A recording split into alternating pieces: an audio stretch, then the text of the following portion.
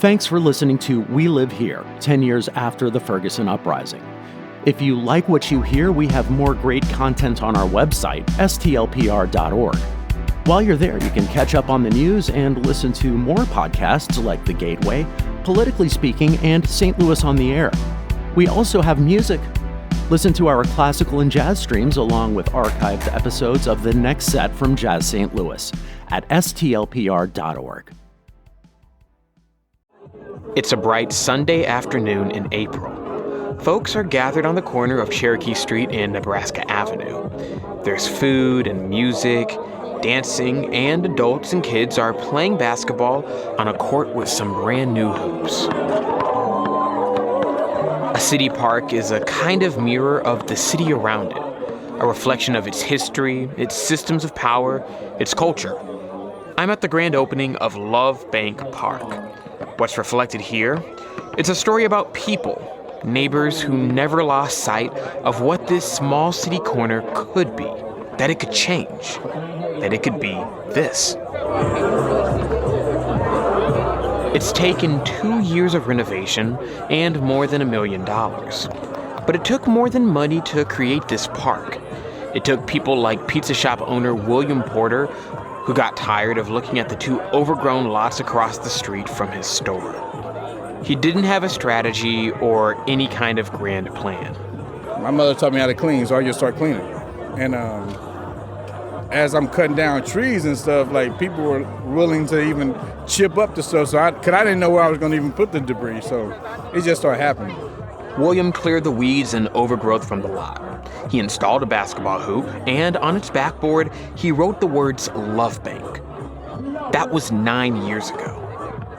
This park isn't a couple of hoops planted in a bare concrete lot anymore. Now, people pack the tables and benches, dancing beneath shade provided by trees and a meadow awning. This is just one park, but an example of something that's been happening in the 10 years since Ferguson. The work of new systems driven by regular people, inspired to push for something better by the things that they experienced directly in the world around them, and who found a reason to believe it could change. In just a moment, we'll meet some of those folks.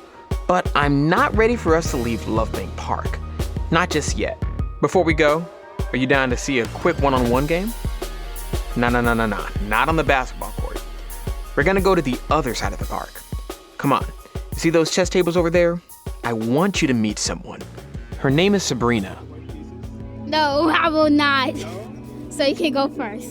I'm gonna talk like we're actually watching a chess match, which means I'm gonna whisper. So right now, I guess I'll move the first pawn right here. Sabrina's in elementary school. She's been playing chess for a couple years now. Her opponent is her chess teacher. I know, use my regular tactic to see if that's gonna work. Sabrina's trying to use her regular tactics, it seems. She takes some pieces, and you can tell she's really into it. Okay, this time you can't stop me, but okay. But it's no contest. Her teacher has more than 20 years of experience on her. And then I don't even know how to play chess, but this is exciting. Annoying little thing away. It's all over in about 4 minutes, and all she can do is stare at the board and say, wow.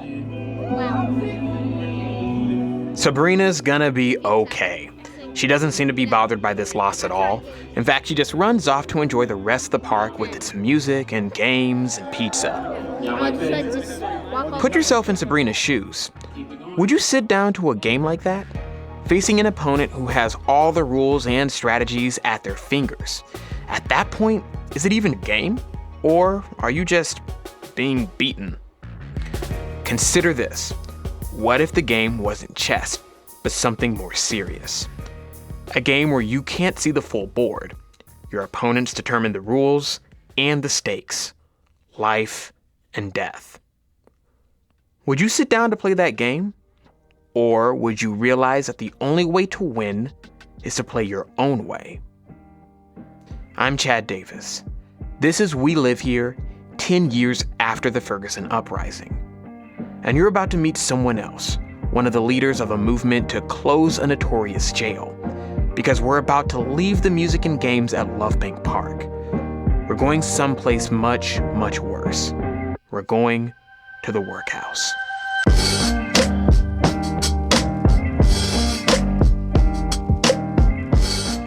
We've already done the impossible in St. Louis. It's harder to close a jail, or it's harder to empty a jail than it is to put a man on the moon.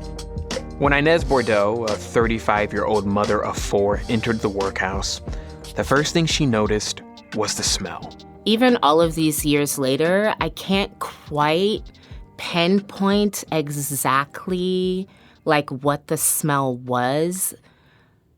The best way I think I can describe it is like mildew and despair. The workhouse is officially called the St. Louis Medium Security Institution, but nobody here calls it that.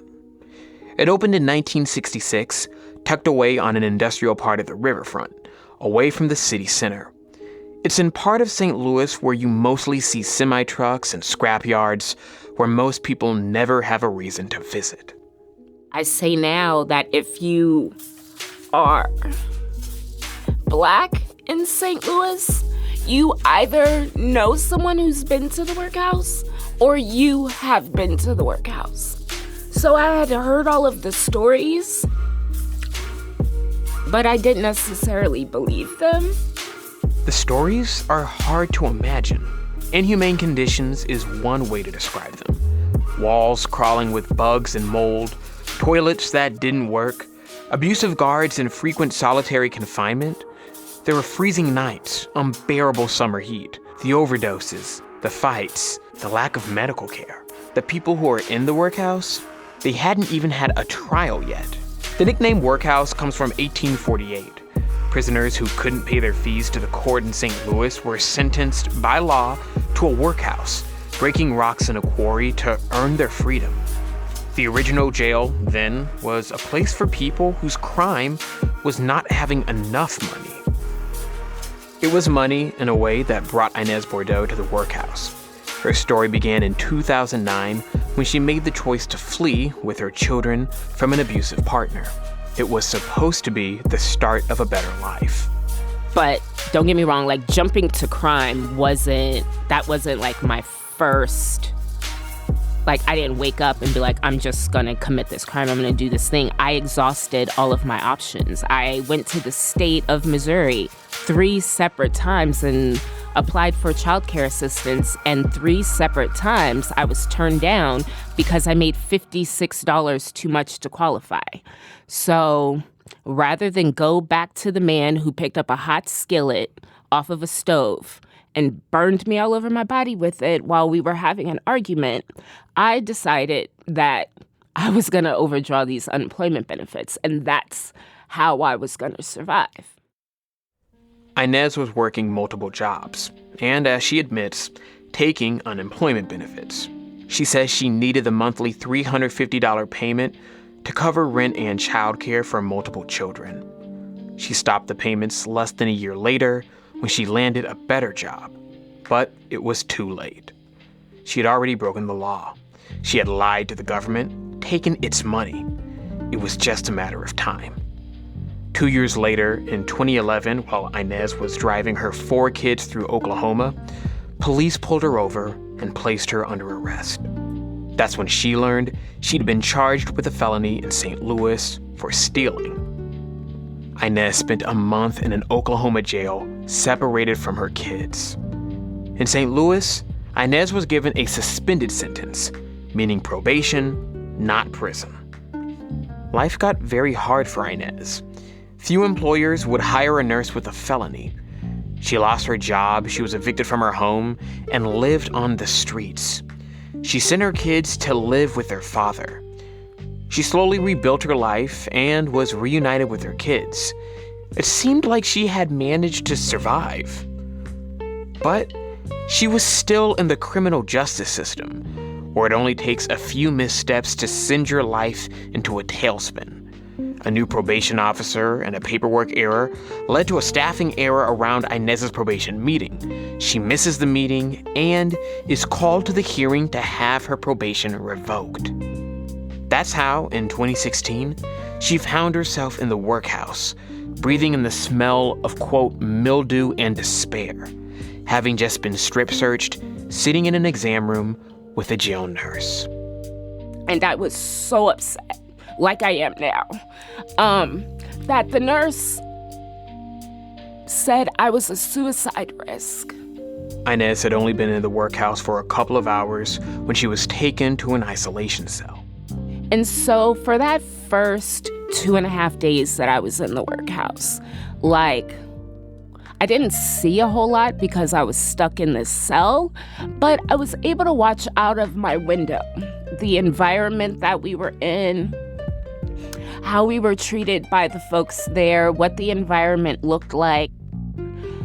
And just watching, like, the women in the pods and how they interacted with each other, how they cared for each other, how they supported each other with making sure needs were met. And seeing and experiencing how that care did not extend to the staff was radicalizing. Inez Bordeaux came out of the workhouse changed by what she experienced behind its walls. But even outside them, she wasn't fully free. For one thing, she'd been on probation since her arrest in Oklahoma. Another violation could get her years in prison. That meant in 2014, when Michael Brown was killed, and as protesters marched to the chants of "Hands up, don't shoot," she couldn't join them. Inez stayed on the sidelines, but the criminal justice system wasn't done with her. By 2017, Inez still hadn't paid back the $10,000 in restitution that she owed as a part of her probation. Called to a hearing, Inez showed up to the court not knowing if she would get a delay or if she'd leave in handcuffs, returning to prison for violating the terms of her probation. And when I show up, the courtroom is empty. The bailiff tells me the judge and all the lawyers are in chambers figuring things out and to have a seat. I sat there for 3 hours. The hearing would change Inez's life, but not in the way she feared. Because out of the judge's chambers that day walked a familiar face. A public defender who also recognized Inez and who also told her some good news.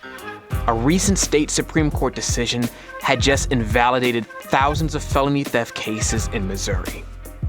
Instead of contemplating a possible prison term, Inez wasn't even on probation anymore. She was free. But she still felt trapped. Her life hadn't really changed. I still lived in a crappy apartment with my 4 kids. I was still working $8 an hour part-time jobs, and I was just so angry because I lost. No, not lost. 7 years of my life was taken from me. And with that kind of loss and me being the petty Scorpio that I told y'all I was looking for a way to get my lick back. Inez's story, it's happened to untold thousands of people. Most were not as lucky as her to have a legal loophole open above them at just the right moment and turn the system on its head. The workhouse operated for 55 years. And the thing is, today, at this moment, the jail is empty. People laughed in our faces. When we said we're going to close the workhouse, elected officials looked us right in our faces and laughed and said, "We're not closing the workhouse. The workhouse is never going to close." There was just this idea of, or this feeling that we got from folks like, how dare you think that you can do this thing that's never been done in St. Louis before? How did the workhouse close?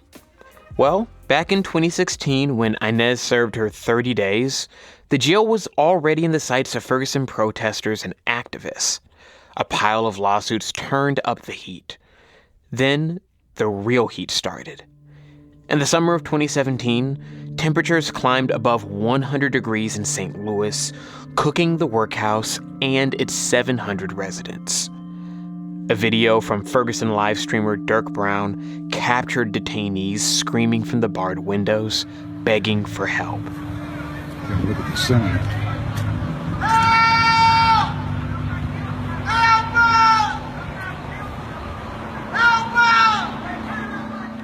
Protesters showed up at the fences, police arrested them, and in the middle of an uprising against an abuse of human rights, City Hall took note. Air conditioners were soon installed, but a movement had already started to defeat a place that stood for everything wrong about the justice system. The movement got its name from its mission: close the workhouse. And Inez Bordeaux, well, she became its voice. And I showed up to the first meeting and the next meeting and the next meeting, and I just kept showing up. And after about a year, I was asked to be on the organizing team. As Inez and other activists showed up at city hearings, wrote proposed legislation, and lobbied lawmakers, another force of politics was at play. Just the year before, St. Louis's treasurer, Tashara Jones, called for the workhouse to be shut down. She cited the ACLU and other advocates and a damning list of abuses. But a treasurer can't demand a jail to be closed. And even if one does, it doesn't mean it's going to happen. There was pushback. It wasn't practical. It would lead to overcrowding. The workhouse really wasn't that bad. The old jail had supporters in the city government, moldy cells and all. The fight to close the workhouse took years. Then, in 2021, Jones re-entered the fight over the fate of the workhouse, now as the city's mayor. At a press conference outside the jail, Mayor Jones made it clear where she stood. As the daughter of someone who was incarcerated, this is personal for me. This is someone's father, someone's mother, brother, what we learned today, grandfather. Their rights aren't being respected or protected. We don't have all the answers today, but this is the first step to getting those answers. Tashara Jones didn't wait around. On the first day on the job, she erased the workhouse's $16 million budget. We knew that she was going to do something, but I wasn't expecting like the very first executive order on day one is zeroing out the budget for the workhouse. There were times when closing the workhouse seemed to slip out of the movement's grasp. A unanimous vote to close the workhouse in 2020 became somehow a vote to schedule future hearings to talk about closing the workhouse. Even after Mayor Jones declared the workhouse officially shut down, it wasn't. Instead, it became a temporary annex of the city's other jail, which was suffering overcrowding and riots during the pandemic. That's why Inez avoids saying the workhouse is closed. Every time someone says the workhouse is closed, I'm like, no, it's not. It's empty, because I've seen what it is like. I've been on the other end of what it is like when an elected official will make a commitment to you or promise you that they are going to do something and they turn around and completely backtrack. I've been through that before, and so until the guard towers come down at the workhouse, until the bars come down, until they take that raggedy, rusted, barbed wire fence down, until those things happen, the workhouse is not closed. Inez isn't talking in hypotheticals. A community effort, a participatory demolition, is one of the official recommendations submitted to Mayor Jones earlier this year. It's revenge, vengeance, closure. There is joy there in knowing that like no one else will ever have to experience what I experienced. Give me a sledgehammer and let me just walk around and break glass and, pull the bars out of the wall. I've long joked that when the workhouse is demolished, I want one of those things that has like the wrecking ball on it, and I want to be the person that pushes the button. The future of the space currently occupied by the Workhouse hasn't been set. Mayor Jones's office is still considering the recommendations. The ideas include a solar farm, a restored prairie, animal shelter, and industrial use. No matter what form the transformation takes, something special has been accomplished. The Workhouse stands empty. Inez can't predict the future, but the question is there. After you close a jail, what's the next thing you do? Getting as many people out of the criminal legal system clutches as possible. Inez isn't the only one. She is like a lot of the activists who have found their voices in the years after Ferguson, driven by experience and by anger. They joined with groups like Arch City Defenders and Action St. Louis. They put everyone under the magnifying glass, exposing the predatory, revenue-hungry court systems in towns like Ferguson, where police departments and courts filled their jails with Black residents, extracting fines in a never-ending cycle. But Ferguson, the Workhouse, they're just a part of something bigger, what we might call a criminal justice system, our entire idea of what justice is. So once again, let's clear the board of its pieces. The old jail with its guard towers and empty cells, the courts and the judges and the cops. Because there's a different way of looking at this. Because I could argue that emptying a jail, well, that's simple. What's really hard, what feels impossible, is forgiveness. And that's what's next. We'll be right back.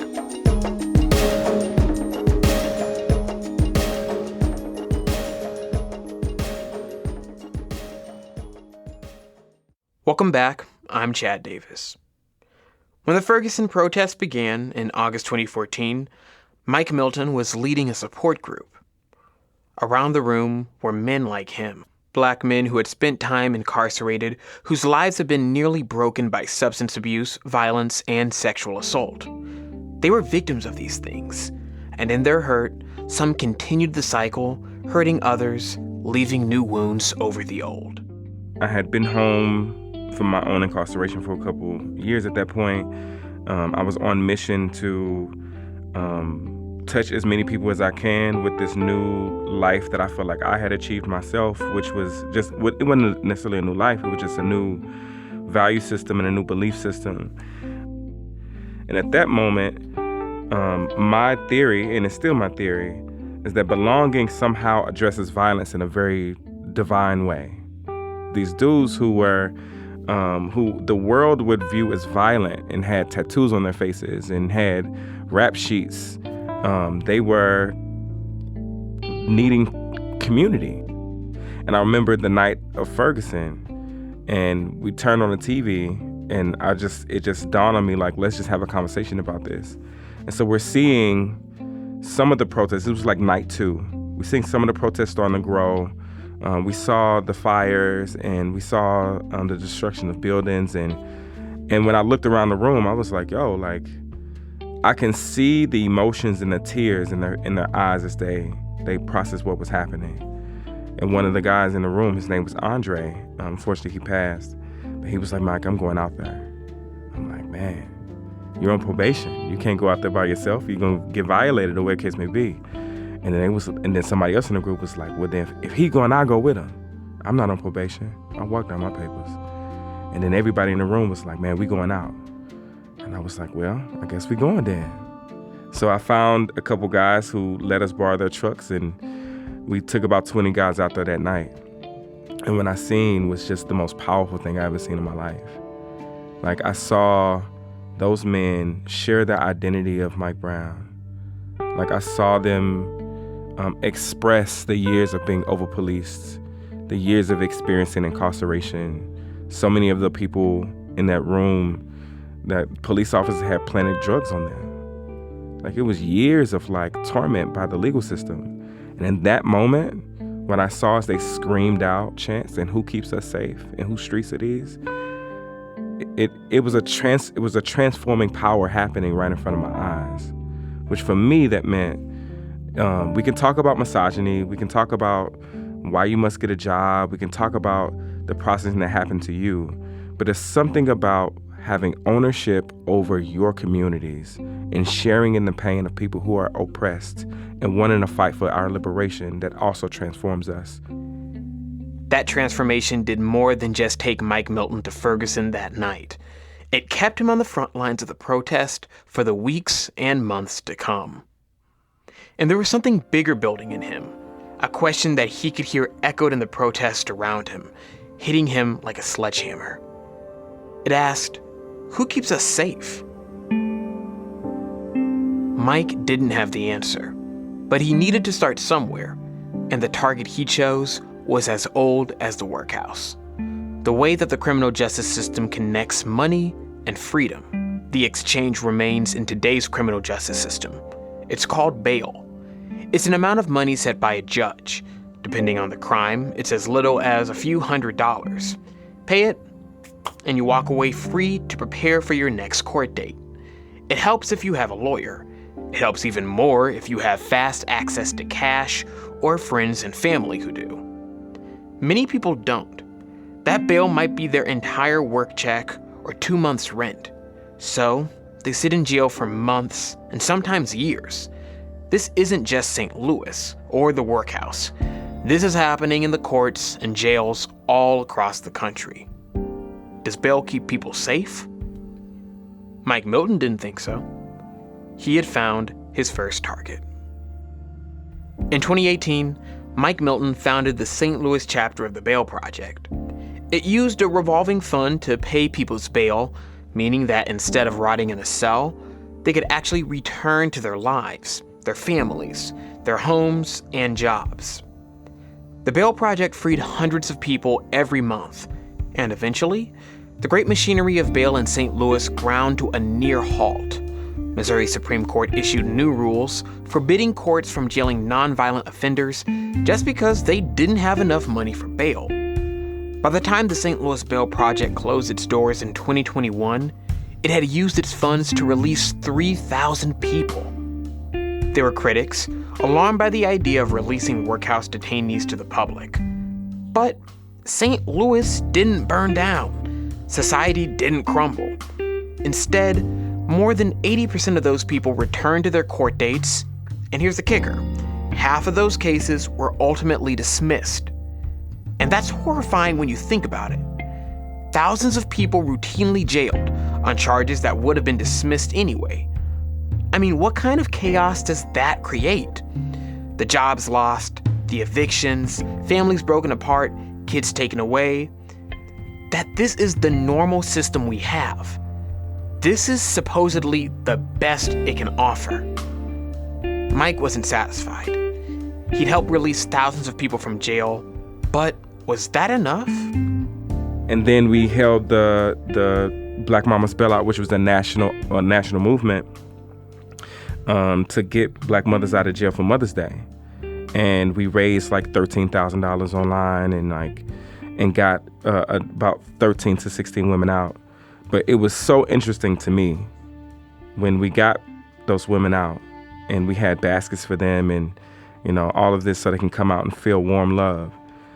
I took one of those women home and we were driving down Wellston and she was like, "Stop, here it is." And I look around and there's only like vacant buildings.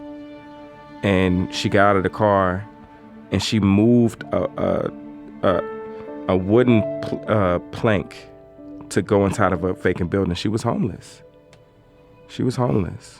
So to me, that was a connection that incarceration, that there's this weird kind of interweb with incarceration and the lack of social services that were there, right? Like all of it played a part of each other.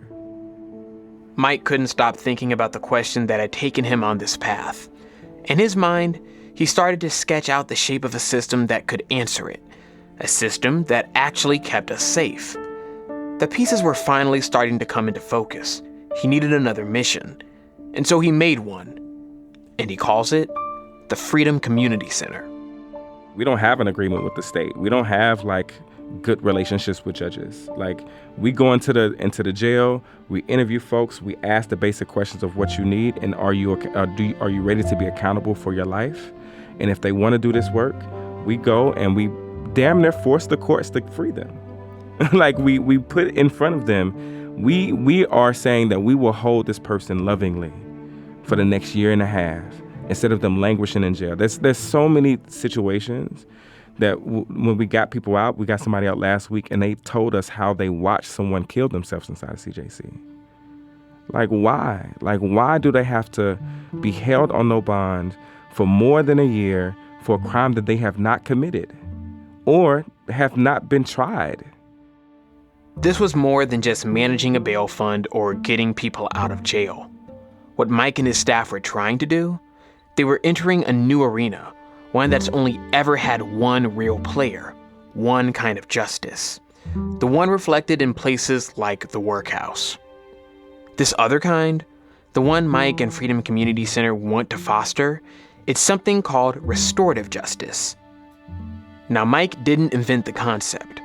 To explain what it means, you can't point to something as physical as a jail or a courthouse, or as formal as a list of criminal codes and prison terms. Restorative justice is something you experience, something you have to feel. In September 2018, Michelle Dismute found herself standing over the man who had just killed her son. She was in a hospital room in St. Louis. He was just helpless laying there.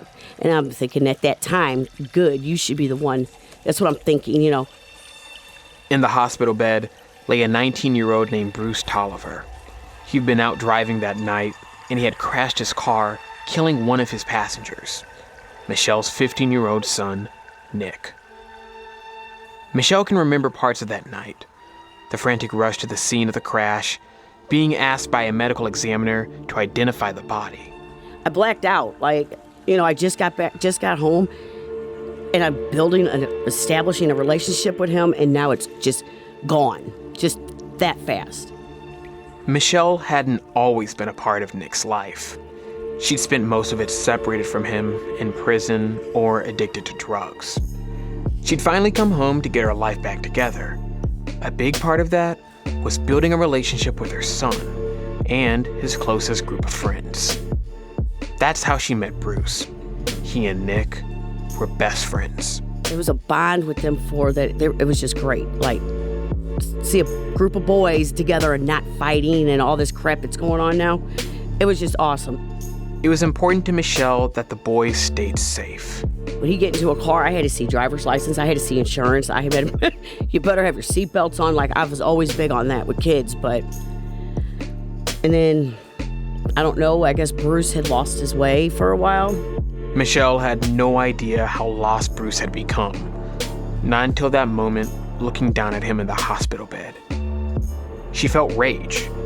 Bruce hadn't just been speeding at the time of the crash. He was also drunk. When he lost control of the car, it hit a tree and fire hydrant. Nick wasn't wearing a seatbelt, and he was ejected from the car where he died, landing 500 feet away.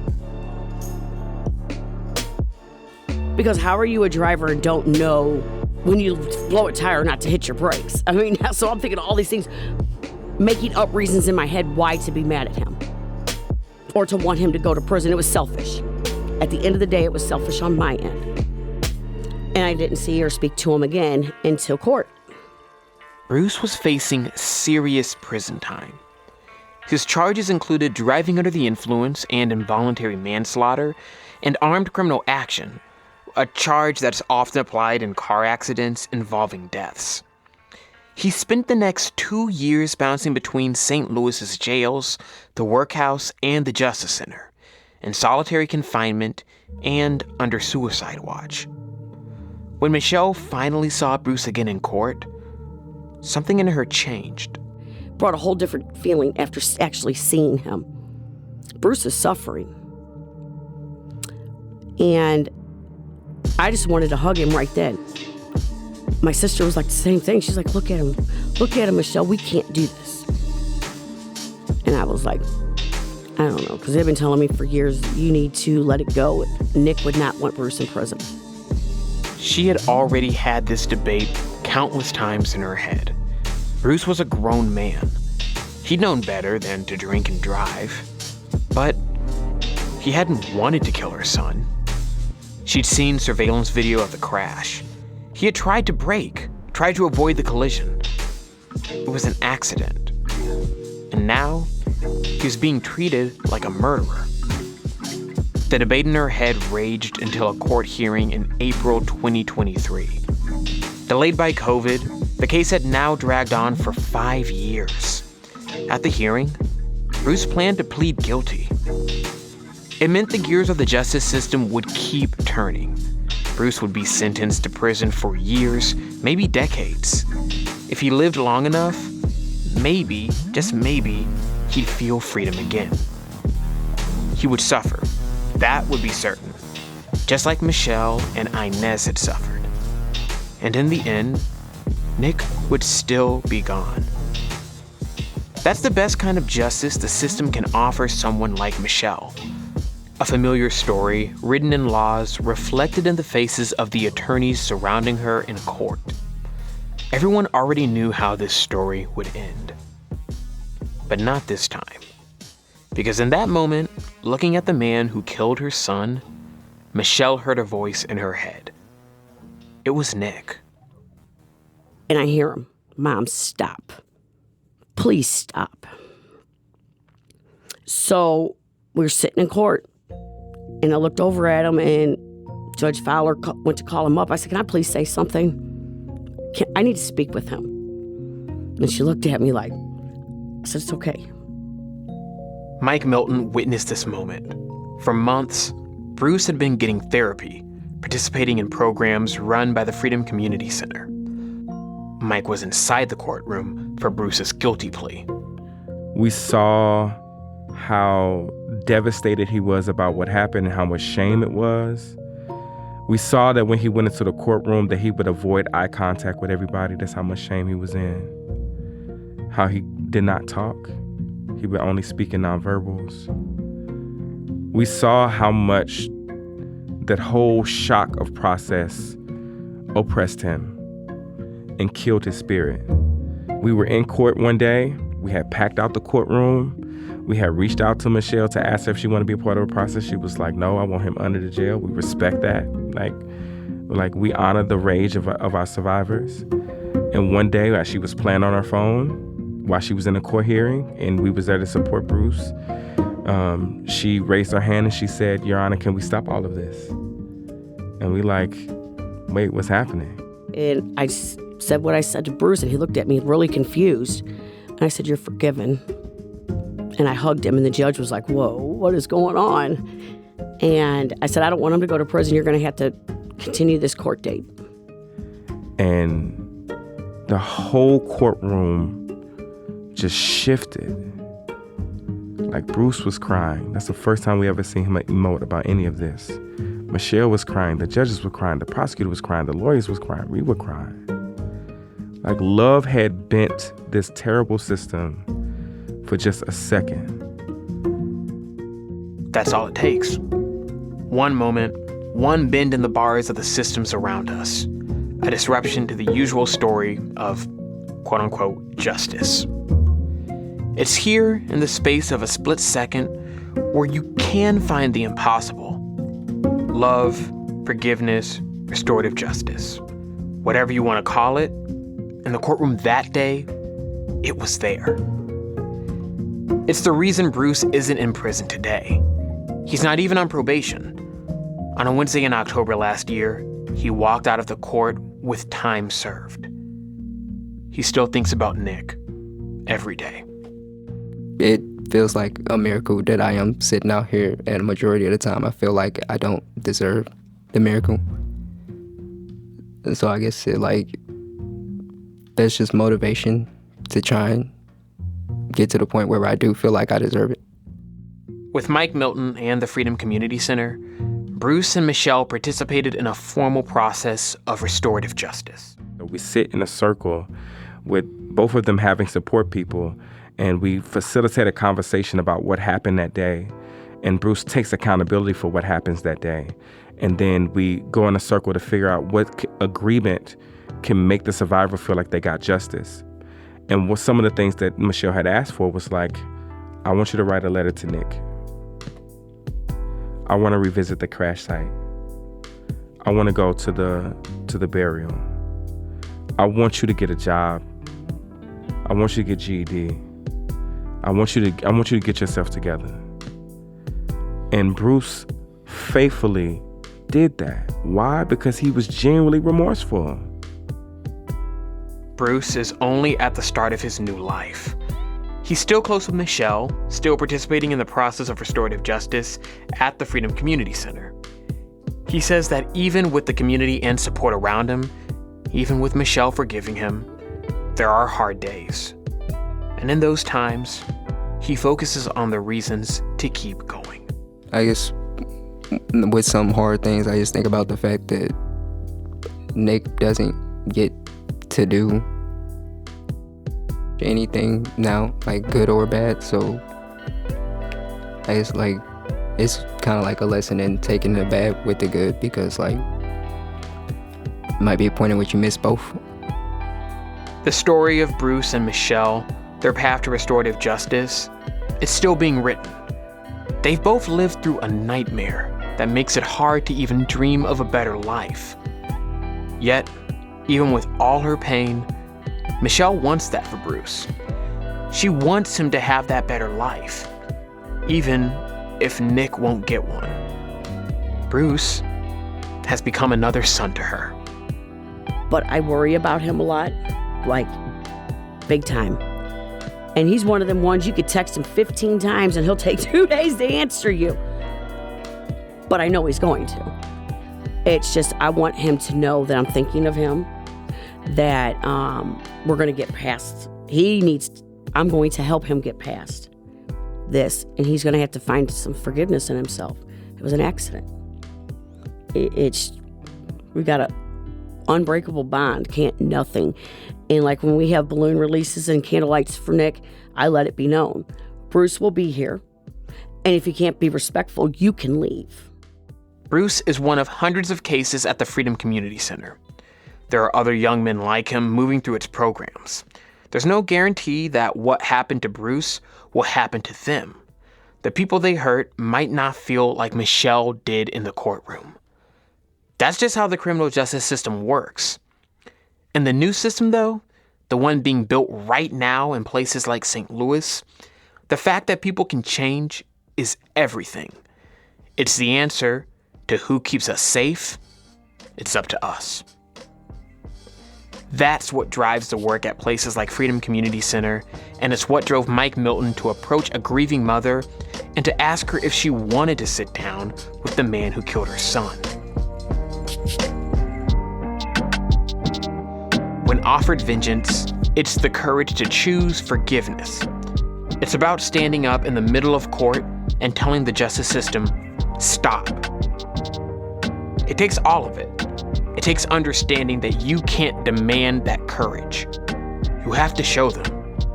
You have to sit down with them across from a board they helped draw, with rules they helped write. That's when you stop playing.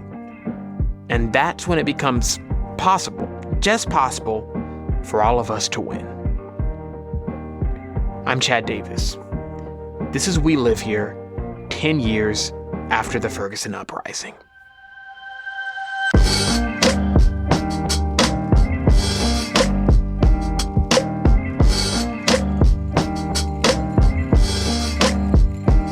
This episode was produced by Danny Wicentowski and edited by Emily Woodbury. With production assistance from Chad Davis and Kuziez, and audio mixing and podcast design by Greg Munteanu. We received editorial guidance from Brian Heffernan. Kris Husted is our executive producer. Special thanks to Kameel Stanley. Our theme music was inspired by Cassie Morgan and remixed by Mastermind. We Live Here is a production of St. Louis Public Radio in collaboration with the Midwest Newsroom. Thanks for listening. We'll see you next week.